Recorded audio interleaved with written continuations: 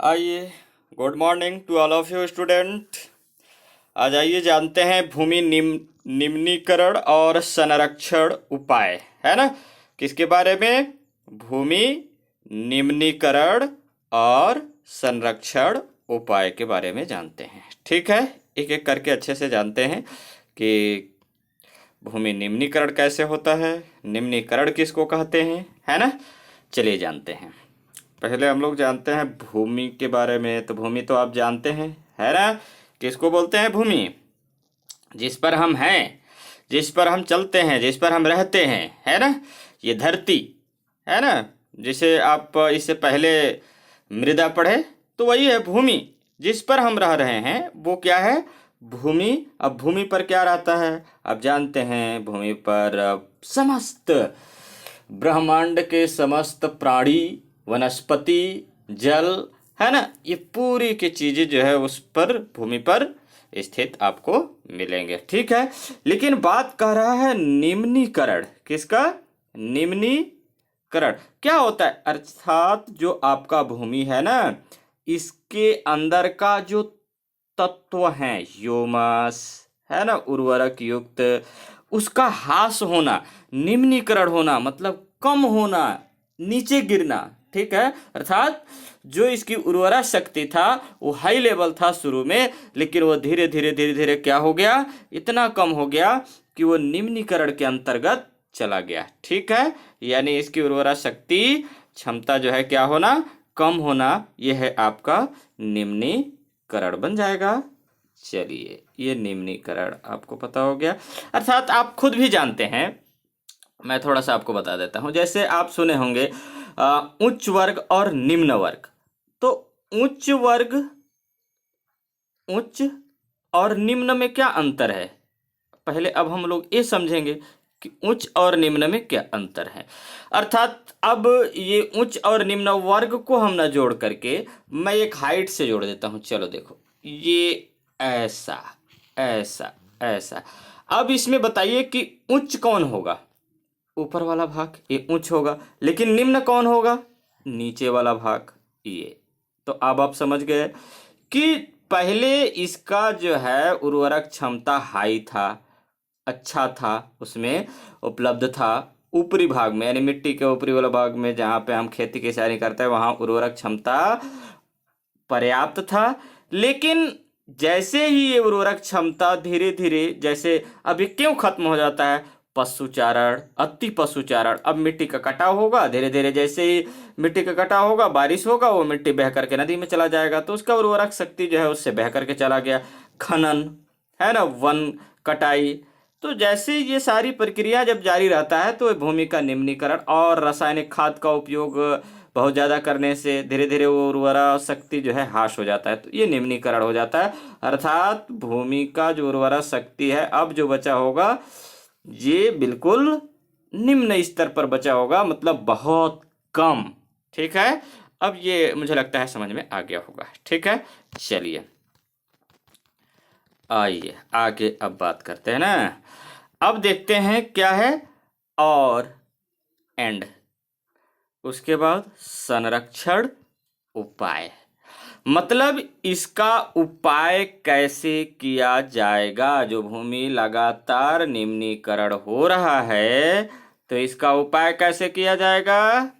उपाय ऐसे किया जाएगा, पेड़ लगाइए, है ना, अति पशुचारण मत करिए, जो यानी खनन करके और जो खुले छोड़ देते हैं ऐसे ही, उस पर भी वनारोपण करवाइए। ठीक है, तो इस तरह से मृदा का संरक्षण किया जाना चाहिए, उपाय किया जाना चाहिए। ये सारी चीजें आपको आगे मिलेंगे। जैसे मान लीजिए संरक्षण किसका किया जाता है, बताओ? संरक्षण उसे किया जाता है जिसमें खतरा उत्पन्न होने वाला है कि नहीं। अब ये खतरा उत्पन्न होगा, अच्छा चलो ठीक, एक एग्जाम्पल सुनो। आप भारत का जो है जम्मू कश्मीर के बॉर्डरों पर पुलिस लगाए गए हैं, यानी आर्मी जवान लगाए गए हैं। क्यों लगाए गए हैं? दिखाता हूँ, ये कहाँ है, ये ऐसा, ये जम्मू कश्मीर वाला भाग है ना। अब यहाँ पुलिस क्यों लगाया? क्योंकि ये खतरा है इससे कि ये पाकिस्तान वाले आतंकवाद यहाँ हमला कर सकते हैं। इसलिए लगाया गया। और ये आए दिन यहाँ तो हमला होता ही रहता है, ये चाइना साइड से कर सकते हैं, तो इसलिए यहाँ पे बिल्कुल लगाया जाता है, एकदम संरक्षण करने के लिए फोर्स लगाया जाते हैं। ठीक उसी प्रकार जब हमारा भूमि की उर्वरा शक्ति कम हो रहा है तो इसका बचाव का एक उपाय होना चाहिए, संरक्षण होना चाहिए। ठीक है, चलिए अब हम लोग एक एक लाइन आगे समझते हैं। ठीक ना, देखते हैं। हमें भूमि अपने पूर्वजों से विरासत में मिली है। अब कहा बोल रहा है कि हमें भूमि अपने पूर्वजों से विरासत में मिली है। वाह, सच बात है, क्योंकि आप तो उस भूमि को बनाया नहीं है, ये तो प्रकृति ने बनाया है। लेकिन प्रकृति ने बनाया है, लेकिन उस पर वनस्पति उगे हुए थे, तो आपके दादाजी या दादाजी के दादाजी उसको सफाइया करके और वहाँ रहना स्टार्ट किए। इस वजह से लोग क्या कह दे रहे हैं कि हमें भूमि अपने पूर्वजों से, पूर्वज मतलब किसको बोलते हैं? जैसे मान लीजिए आपका पूर्वज कौन होंगे? आपके दादा, है ना, आपके पापा, फिर पापा के दादा, ऐसे इस तरह से पूर्वज मतलब आपके पीढ़ी दर पीढ़ी, माने दादा परदादा का काम है ये। ठीक है, ये से विरासत में मिली है, मतलब ये हमारा एक विरासत है, संपत्ति है, उस रूप में मिला हुआ है।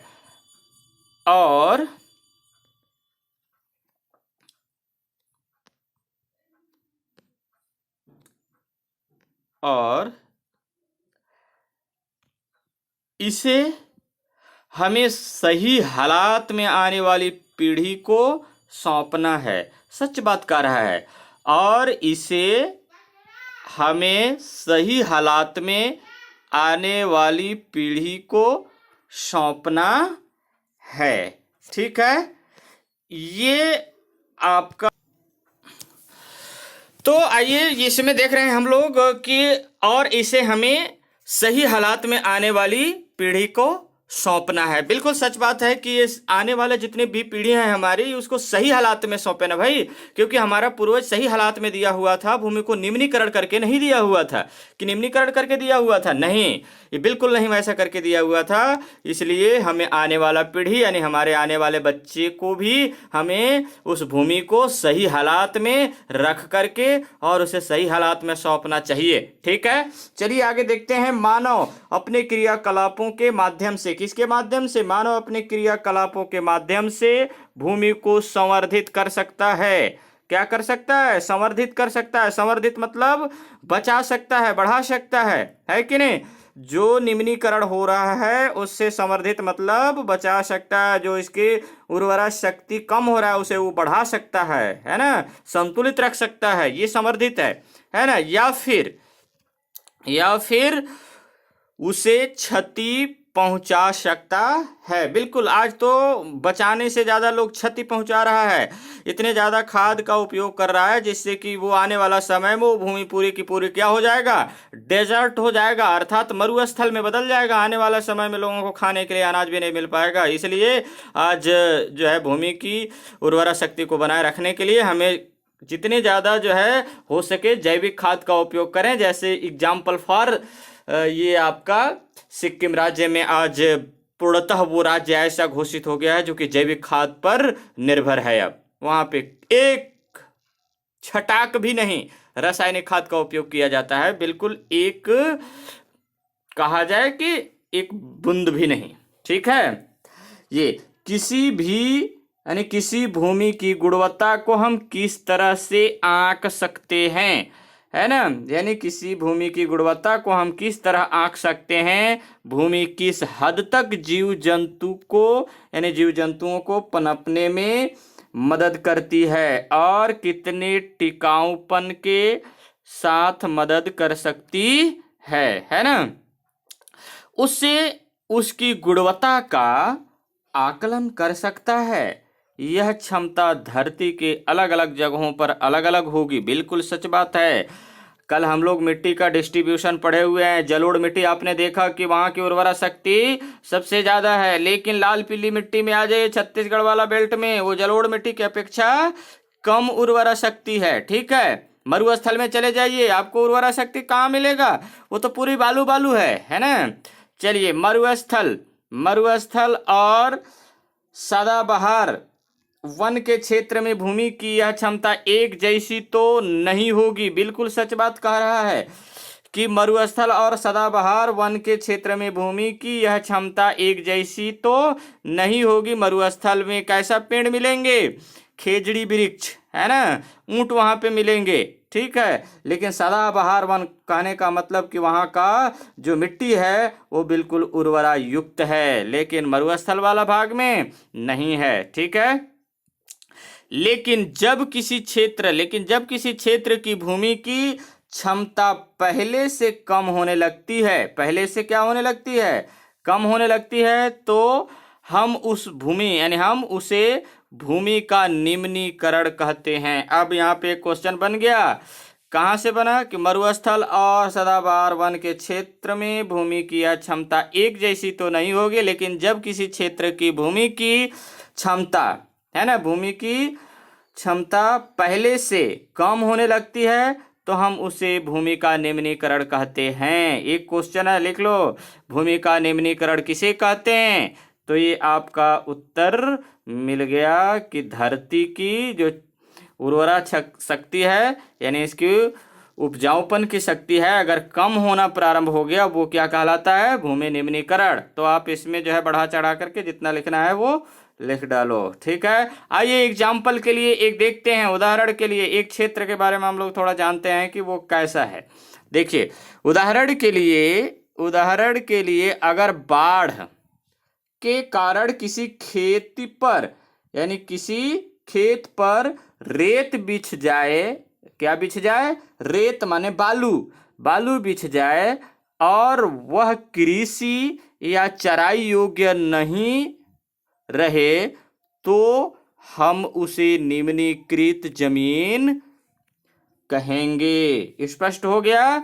उदाहरण के लिए अगर बाढ़ के कारण जैसे नदी आया और अपने साथ क्या लेके आ गया? बालू, रेत, और वह कृषि भूमि जहां पे खेती होता था उस भूमि पर जो है वो ला करके बिछा दे तो कृषि या चराई योग्य भूमि अगर नहीं रहा तो हम उसे निम्नीकृत जमीन कहेंगे, ठीक है। उस जमीन पर पौधे व अन्य जीव जंतु व मनुष्य को पोषण अब पहले जैसे नहीं मिल पाएगा, ठीक है। यानी उस जमीन पर पौधे व अन्य जीव जंतु व मनुष्य को पोषण अब पहले जैसे नहीं मिल पाएगा। मतलब क्या कहने का मतलब, वहां पे अब बालू बिछ गया और बालू बिछ गया तो उसमें उर्वरा शक्ति तो है नहीं, वो उर्वरा शक्ति वाला भूमि कहाँ चला गया? नीचे चला गया, ठीक है। या तो बालू हटाओ तब मिलेगा, है ना। इसलिए उर्वरा शक्ति कम होना या ना मिलना वो निम्नीकरण के अंतर्गत आएगा। चलिए आगे जानते हैं अगला पैराग्राफ में, मानव क्रियाकलापों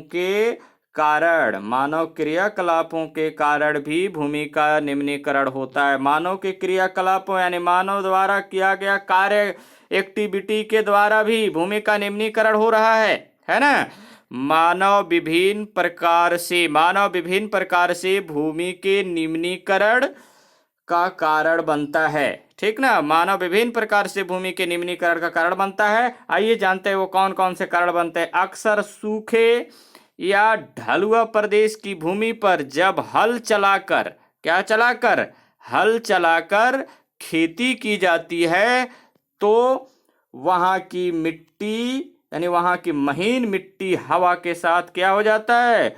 उड़ जाता है। महीन मतलब बिल्कुल पतली मिट्टी, है ना, क्या हो जाती है? हवा में उड़ जाती है या पानी के साथ बह जाती है और केवल मोटे कण और कंकड़ रह जाते हैं। ऐसे भूमि में कोई घास या फसल नहीं उग पाती है। तो इसके अंतर्गत जो घास और फसल नहीं उग पाते हैं, कारण क्या है? कारण यह है कि वहां पे उर्वरा शक्ति ह्यूमस की मात्रा तो उड़ करके और पानी में बह करके नदी में चला गया, सागर में चला गया, महासागर में चला गया, ठीक है। इसलिए वो भूमि क्या हो गया? निम्नीकरण हो गया, ठीक है। समझ में आ रहा है ना मेरे प्यारे छात्रों? चलो आगे बढ़ते हैं, ठीक है। आइए आगे है, आपने राजस्थान नहर का उदाहरण पढ़ा था। किसके? राजस्थान नहर का उदाहरण पढ़ा था। रेगिस्तानी प्रदेश में पिछले कक्षा में आपने इंदिरा कैनाल के बारे में भी पढ़ा है और अभी इस कक्षा में भी पढ़ा है ना? तो रेगिस्तानी प्रदेश में नहर से सिंचाई करने से नीचे के लवण पदार्थ पानी के साथ ऊपर उठकर मिट्टी की सतह पर जम जाते हैं, जिससे उस मिट्टी पर पौधे नहीं उग पाते हैं। कारण मतलब नमक की मात्रा अब अत्यधिक अगर सिंचाई कर देंगे जिस भाग में, तो भी अंदर की मिट्टी के अंदर की जो है ये नमक की मात्रा जब ऊपर आ जाएगा तो नमक खारापन ज्यादा हो जाएगा और खारापन होने के कारण जो है मिट्टी में पेड़ पौधे नहीं उग पाते हैं, है ना? इसी कारण जो है भूमि का वहां भी निम्नीकरण हो रहा है। क्यों? किसके कारण? अत्यधिक सिंचाई के कारण भी निम्नीकरण होता है ना? यह भी भूमि निम्नीकरण का उदाहरण है।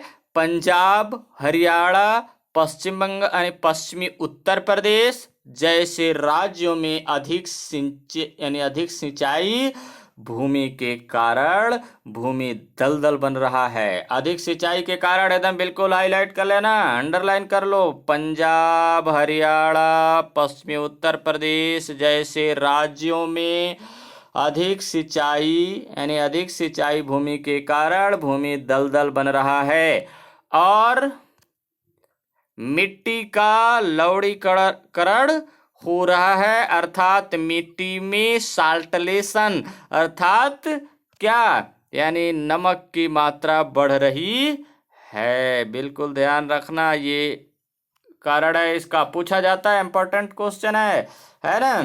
गुजरात, आगे देखिए, गुजरात, राजस्थान, मध्य प्रदेश और महाराष्ट्र के सूखे इलाकों में अत्यधिक चराई, यानी गुजरात, राजस्थान, मध्य प्रदेश, महाराष्ट्र के सूखे इलाकों में अत्यधिक चराई, मतलब पशु रखे हैं तो अधिक चराई तो करेंगे।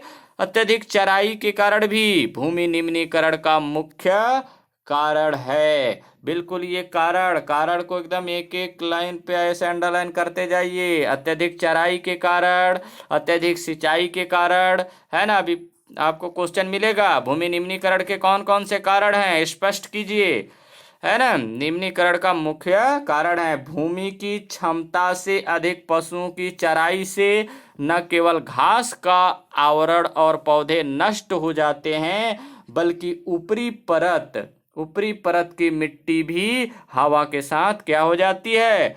उड़ जाती है। ठीक है, आइए अगला पैराग्राफ में जानते हैं।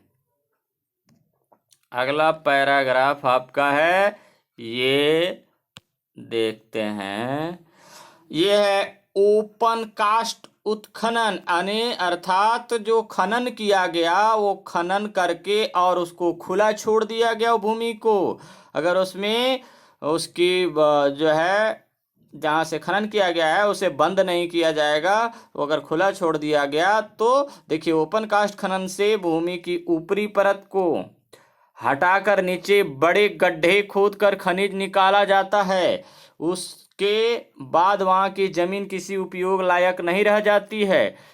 यह भी भूमि निम्नीकरण का उदाहरण है। कारण भी है, उत्खनन के कारण निम्नीकरण हो रहा है। आप लिखेंगे खनन के बाद खदानों वाले स्थानों को गहराई खाइयों और मलबे के साथ खुला छोड़ दिया जाता है। देख लिए ना, खनन के बाद खदानों वाले स्थानों को गहरी खाइयों और मलबे के साथ खुला छोड़ दिया जाता है। मलबा मतलब क्या होता है? जो उसमें मिट्टी निकाला गया है, मलबा एक जगह ढेर किया गया वही मलबा है। ठीक है, 9th क्लास में मलबे के बारे में पढ़ाया गया है।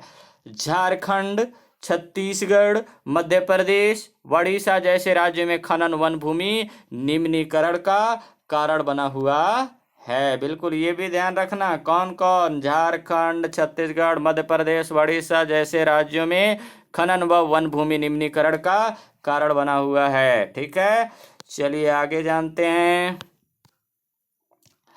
ये आपका अगला पैराग्राफ में है कि सीमेंट उद्योग में चूना पत्थर को पीसना और मृदा बर्तन उद्योग में खड़िया मिट्टी और सेल खड़ी के प्रयोग से बहुत अधिक मात्रा में वायुमंडल में धूल घुल जाती है, जबकि परत भूमि पर जम जाती है। तो मृदा, तो क्या मृदा अर्थात मिट्टी, मृदा की जल, किसकी जल, मृदा की जल सोखने की प्रक्रिया क्या हो जाती है, रुक जाती है। पिछले कुछ वर्षों से देश के विभिन्न भागों में औद्योगिक जल निकास से बाहर आने वाला अपशिष्ट पदार्थ भूमि और जल प्रदूषण का मुख्य स्रोत भी है। इससे भूमि का भी निम्नीकरण होता है ना। औद्योगिक जल, जो उद्योग से निकला हुआ पानी जब बाहर निकलता है, अपशिष्ट निकलता है, तो भूमि के ऊपरी वाला भाग का जो है क्या कर देता है, पोषक तत्वों को नष्ट कर देता है। ठीक है, उससे भी भूमि का क्या होता है, निम्नीकरण होता है। ठीक ना। चलिए आइए आगे जानते हैं। आगे देखिए, ए ऐसा है ना। तो आगे वाला भाग में है कि विभिन्न गणनाओं के अनुसार, विभिन्न गणनाओं यानी कई बार ये गणना किया गया, यानी उसके अनुसार इस समय भारत में लगभग 13 से 19 करोड़ हेक्टेयर, बिल्कुल अंडरलाइन करिए, कितने हेक्टेयर, 13 से 19 करोड़ हेक्टेयर भूमि निम्नीकृत है। अब ये आपको बताना है, वहां पे जोड़ देना है कि 13 से 19 करोड़ हेक्टेयर भूमि निम्नीकृत है। इसमें से लगभग 28% भूमि, कितने प्रतिशत, 28% भूमि निम्नीकृत वनों के अंतर्गत आते हैं। मतलब वो ऐसे भूमि है जो वनों के अंतर्गत 28% आते हैं, और बाकी आपका जो है 72% भूमि आपका कृषि और अन्य क्षेत्रों के अंतर्गत आएंगे। और 56% अर्थात 56% क्षेत्र जल अपर्दित, यानी जल से अपर्दित होकर के निम्नीकृत होते हैं, और शेष क्षेत्र यानी आपका लवणीय और क्षारीय से होते हैं। और छत्तीसगढ़ में लगभग 47,84,000 हेक्टेयर भूमि, कितने, 47,84,000 हेक्टेयर भूमि छत्तीसगढ़ की बात है। ठीक ना। हेक्टेयर भूमि राज्य की कुल भूमि का 35% निम्नीकरण से प्रभावित है। राज्य की कुल भूमि का कितने परसेंट, 35%। ठीक है, प्रभावित है। यह मुख्य रूप से पानी द्वारा क्षरण और भूमि की अम्लीयता के कारण हुआ है। मुख्य रूप से पानी के द्वारा यानी जल द्वारा कटाव होकर के, और भूमि की अम्लीयता यानी अम्ल की मात्रा बढ़ जाता है। ठीक ना। इस कारण अम्लीयता भूमि क्षरण के कारण होता है, और भूमि अगर क्षरण हो गया तो अम्ल की मात्रा बढ़ गया। जब अम्ल की मात्रा बढ़ जाएगा तो स्वाभाविक सी बात है कि वहां पे फसल उत्पादन अच्छे से नहीं हो पाएंगे, वो फसल भी क्या होगा, प्रभावित होगा, और यह फसलों को प्रभावित करता है। अम्लीयता को नियंत्रित करने के लिए मिट्टी में चूना मिलाया जाता है। क्या मिलाया जाता है, चूना मिलाया जा सकता है। जैसे दुर्ग, जांजगीर चांपा, कोरबा, रायपुर जिलों में उत्खनन के कारण भूमि का निम्नीकरण हुआ है। अब ये भी आपको बताना है कि कहाँ कहाँ छत्तीसगढ़ में निम्नीकरण हुआ है, ये ठीक ना। बहुत इंपॉर्टेंट क्वेश्चन है, वार्षिक परीक्षा में पूछा जाता है बार बार कि भूमि निम्नीकरण से क्या तात्पर्य है, समझाइए। क्यों आज दुर्ग, रायपुर और जांजगीर चांपा की भूमि जो है निम्नीकरण हो रहे हैं, तो आप बता पाएंगे अब ना। चलिए आगे आते हैं हम लोग अगला पैराग्राफ पर। देखिए अगला पैराग्राफ है, भूमि निम्नीकरण की समस्याओं को सुलझाने के कई तरीके हैं। अब सुलझाने के तरीका एकदम बिल्कुल अंडरलाइन करो इसको। मैं दूसरे कलर में भूमि का जो है निम्नीकरण का जो है तरीके को अलग कर देता हूँ, आपको दोनों लिखना है अभी, है ना। वनारोपण, पहला हो गया वनारोपण, और चारागाहों का उचित प्रबंधन। अब आप इसमें पहला नंबर पर लिखेंगे वनारोपण करके जो है भूमि के निम्नीकरण को जो है रोका जा सकता है। दूसरा चारागाहों पर नियंत्रित करके रोका जा सकता है नहीं। दूसरा हो गया है ना, इसमें कुछ हद तक मदद कर सकते हैं, इसमें कुछ हद तक मदद कर सकते हैं। 1 मिनट, थोड़ा सा ये आपका होम हो गया है ना, मैं अभी खोल ले रहा हूँ, आप घबराएं नहीं, ठीक है। तो इसमें इसमें कुछ हद तक मदद कर सकते हैं, है ना। जो भूमि कृषि योग्य नहीं है वहाँ जंगल लगाना, ये तीसरा, या चारागाह विकसित करना उचित होगा, ठीक है। उसी तरह सिंचाई को भूमि की क्षमता के अनुरूप रखकर दलदलीकरण और लवणीकरण जैसी समस्याओं से बचाया जा सकता है। अब बात यह है कि अगर आप आवश्यकता से ज़्यादा अगर सिंचाई करेंगे तो ये दलदलीकरण और लवणीकरण तो संभावित सी बात है कि होगा, है ना। इसलिए आपको उसके अनुरूप यानी सिंचाई अनुकूल होना चाहिए, संतुलित होना चाहिए। जैसे मान लो आपका एक ये क्या है, खेत है। अब इस खेत में आपका खेत में पूरा सिंचाई हो गया, फिर भी आप पानी डाले पड़े हैं तो क्या होगा, ये नुकसान ही तो देगा ना। इसलिए आवश्यकता से ज़्यादा कोई भी चीज़ नुकसान होता है, ठीक है। तो चलिए बस आज इतना ही रखते हैं, और बाकी आपको होमवर्क मिल रहा है, आप लिख लीजिए होमवर्क में भूमि निम्नीकरण के कौन कौन से निम्नीकरण होने क्या है ना, भूमि निम्नीकरण के कौन कौन से कारण हैं और उसके निम्नीकरण को दूर करने के कौन कौन से तरीके हो सकते हैं स्पष्ट कीजिए। एक क्वेश्चन मैं पहले दे दिया हूं, और एक क्वेश्चन ए कि भूमि निम्नीकरण होने के कारण और इसे दूर करने के कौन कौन से तरीके हो सकते हैं स्पष्ट कीजिए। ये आपको काम करने हैं, क्योंकि देखिए आप लोग, बात यह है कि बहुत कम लोग ही अब इसको या तो सुनते हैं या नहीं सुनते, ये तो मैं नहीं जानता। लेकिन देखिए क्या ये क्लास वैसे ही चल रहा है जिस प्रकार क्लास में चलता है, स्कूलों में चलता है, तो आप इसे अवॉइड न करें। एक बार नहीं समझ में आता है, 2 बार सुन लीजिए, 3 बार सुन लीजिए, क्या जाता है भाई। आप अन्य वीडियो में लगे रहते हैं, जैसे आप गाना सुन रहे हैं, लेकिन इसको उपयोगी चीज पर विशेष ध्यान दीजिए, ठीक है। और सभी लोग काम करके दीजिए, इसलिए क्योंकि देखिए ये आपका, ये मत सोचिए कि आज मैं भेज रहा हूँ लिख करके तो मेरा ये नुकसान हो रहा है यार। ये आपका वार्षिक परीक्षा का प्रैक्टिस हो रहा है। देखिए एडवांस किस्म का काम करने वाले बच्चे करते क्या है कि गर्मी भर में पूरी सिलेबस पढ़ करके प्रैक्टिस करके कंप्लीट करते हैं, ताकि स्कूल में जाने के बाद होता है कि रिवाइज होता रहता है, और अच्छा नंबर लाने के लिए वही तो काम करते हैं लोग, जो कि अच्छे से प्रैक्टिस करते रहते हैं। तो आप भी इससे न चूकें, बिल्कुल मेहनत करने में पीछे ना रहे। देखिए कोई भी काम ऐसा नहीं है जो कि बिना किए हो जाएगा, घर में जो है बेड पर लगा करके और बेड में सोते रहें, बोले कि सब काम हो जाएगा, भाग्य होगा तो सब कुछ हो जाएगा। अच्छा, भाग्य होगा तो हो जाएगा, कहने का मतलब आप बेड पे पड़े हुए हैं और भाग्य हो जाएगा। अरे बेड पे पड़े रहने से कुछ नहीं होता है मेरे मित्रों, आपको काम ईमानदारी पूर्वक से करना पड़ेगा, तभी सफलता अच्छा मिलती है, ठीक ना। इसलिए आपको काम ईमानदारी पूर्वक करना है और सभी लोग को सुनना है ना। और जो लोग सुन रहे हैं वो लोग भी, अगर मान लीजिए नहीं सुन पा रहे हैं अगले लोग, तो उनको कांटेक्ट करके बोलिए कि आप सुनने का प्रयास करिए, जो क्वेश्चन देते हैं उसे प्रैक्टिस करिए, ठीक है। चलिए धन्यवाद, बस आज इतने ही बात करते हैं, बाकी कल बात करेंगे। आप अच्छे रहना, ठीक है।